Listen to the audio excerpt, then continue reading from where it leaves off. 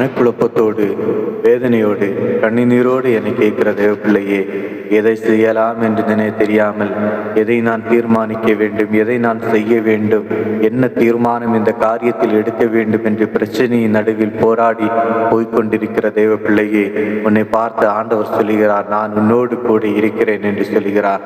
என்னை கேட்கிற தேவ பிள்ளையே, உன் மன குழப்பத்திலிருந்து நீ விடுதலை பெற ஒரே வழி ஆண்டோடைய சமூகத்திலிருந்து ஜெபம் பண்ணுவது மட்டும்தான்.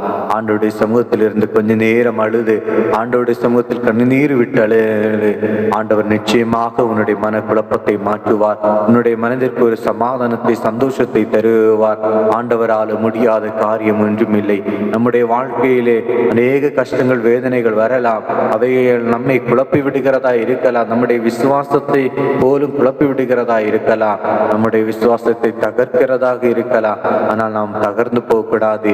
பிசாசானவன் எந்த ஒரு சூழ்ச்சிகளை நமக்கு விரோதமாக ஆயத்தப்படுத்தினாலும், மனிதர்கள் பல வார்த்தைகளை சொல்லி, பல தீர்மானங்களை சொல்லி, அவர்களுடைய அபிப்பிராயங்களை சொல்லி நம்மை குழப்பி விட்டாலும் நாம் கலங்கி போகிறது, நாம் மனம் குழம்பி போகிறது.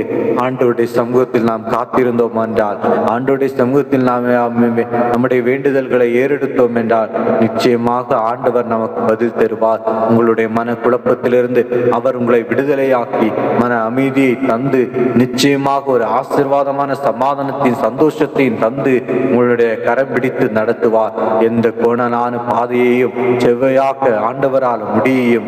எந்த மனக்குழப்பத்தை மாற்றி மன நிம்மதியை தந்து ஆசீர்வாதத்தோடு நடத்த, அநேகருக்கு ஆசீர்வாதமாக மாற ஆண்டவரால் நிச்சயமாக உங்களை மாற்ற முடியும்.